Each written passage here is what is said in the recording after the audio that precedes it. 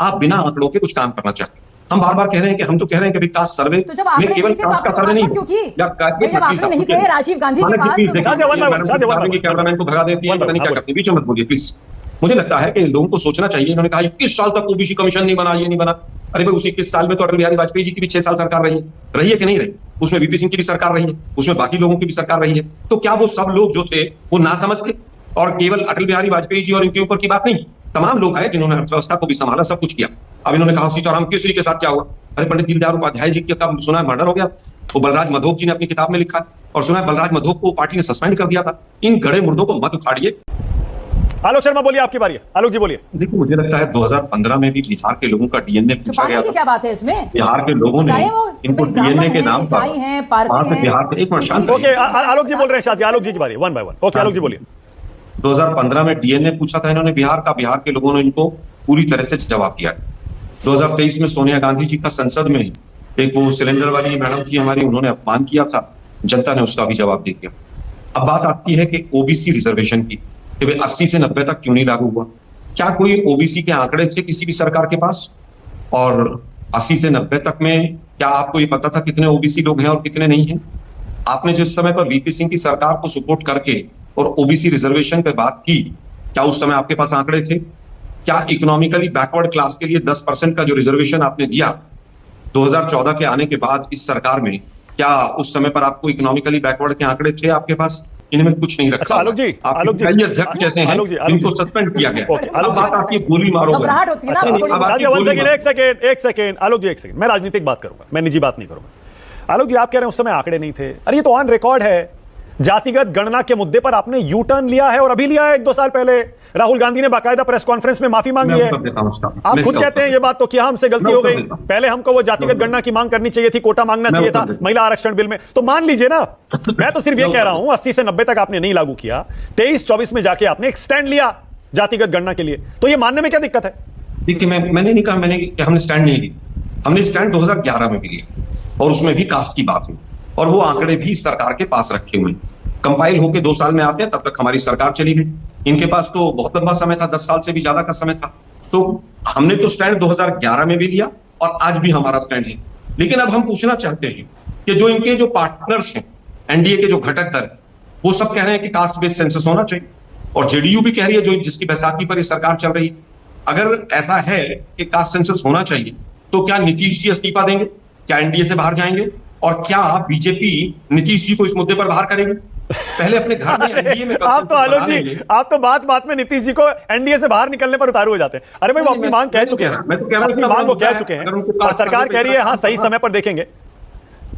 मैं फिर कह रहा हूं कि आपके घटक दल में, आपके घर में आपकी सहमति है नहीं। ठीक है, ओके शाजिया बोलिए। शाजिया देखिए, बुनियाद में इस सबके बुनियाद में शाजिया जातिगत गणना का मुद्दा है। दिया है बहुत लंबा आपने वक्त दिया, मैं आपको भी दूंगा। जी जी बिल्कुल। जातिगत गणना का मुद्दा है, उस पर आपका क्या स्टैंड? जातिगत जनगणना के हमारा स्टैंड हमेशा से क्लियर रहा है, हमने कभी इस पर मुखालफत की नहीं है, बल्कि हमने तो सबसे ज्यादा सम्मान, अवसर और मौके दिए हैं। ना सिर्फ ये, अगर आप देखेंगे नुमाइंदगी के तौर पर, प्रतिनिधित्व के तौर पर, तो आप देखेंगे सबसे ज्यादा अगर सांसद हो या विधायक हो या मंत्री हो, चाहे वो केंद्रीय उसमें हो, काउंसिल में या स्टेट काउंसिल में वो, और या चीफ मिनिस्टर के रूप में, तो वो हमेशा ही SC, ST और OBC रहे हैं। हमारे देश के राष्ट्रपति को देखिए, पहली बार कोई सोच सकता था? ये तो वो लोग हैं जिन्होंने कहा अरे बाबू जगजीवन राम अगर आ जाएंगे तो सिट्टी पिट्टी गुम हो जाएगी इंदिरा गांधी जी की, तो उन्होंने कहा भैया इसको नहीं आने दो। इन्होंने तो अपमानित करके हटाया है, क्या कुछ नहीं किया इन्होंने। और ये भी छोड़िए आप इस बात को, ये कह रहे हैं कि अब जब संख्या नहीं होगी तो आपने आरक्षण कैसे दिया? तो भैया आपने मुखालफत भी की थी ना, संख्या तो थी नहीं, संख्या तो तब भी नहीं थी, आप भी खुद कह रहे हैं, तो फिर मुखालफत क्यों की आपने राजीव गांधी ने क्यों कहा कि जो आरक्षण की मांग कर रहे हैं वो बेवकूफ हैं? तो क्या तो राहुल गांधी क्या अपने को मान रहे हैं कि वो बेवकूफ है? और हमने तो करके दिखाया है। आप तो आरक्षण को अब तो रोका है 2004, 2009, 2014 के इनके मैनिफेस्टो निकाल लीजिए।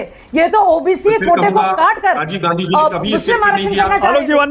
सुनिए भाई साहब, छोटी बात भाई साहब, अब नहीं भाई साहब मैं पर्दाफाश करती हूँ। आपने ये जो इकोनॉमिकली वीकर सेक्शंस के लिए जो आर्थिक तौर से मजबूर हैं, जो उनका कोटा की बात आती है, भाई साहब जानते हैं उससे किसका फायदा होता है? सबसे जो गरीब है, मुसलमान है, मुसलमान भी उसमें अप्लाई करता है। आप तो अल्पसंख्यकों की बहुत बात करते हैं, लेकिन अगर कोई अल्पसंख्यक जो बेहद गरीब है अब अगर वो ईडब्ल्यूएस में भी अपना कोटा मांगता है, आप उसके भी मुखालफत कर रहे हैं। और एक और बात आपसे पूछना चाहते हैं, आप कह रहे हैं संख्या नहीं मालूम, क्या गरीब होने के लिए और सर्टिफिकेट देने के लिए कि मुझे इतने पैसे मिलते हैं और अपना आधार कार्ड पैन कार्ड देकर आपको अंदाजा नहीं होगा कि कौन कितना गरीब है, कौन किस घर में रहता है, उस घर में कितने कमरे हैं और उसका खुद का है या रेंटेड है, क्या जानने में किसी को दिक्कत नहीं होती?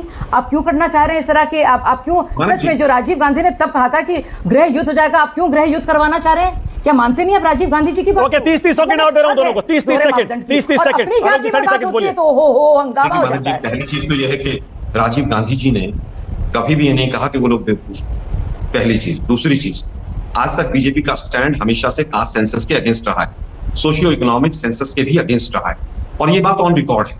ये बात ऑन रिकॉर्ड पटना हाईकोर्ट पे देख लीजिए। आप जब बिहार की सरकार करा रही थी, सुप्रीम कोर्ट तक जो मैटर गया उसको देख लीजिए।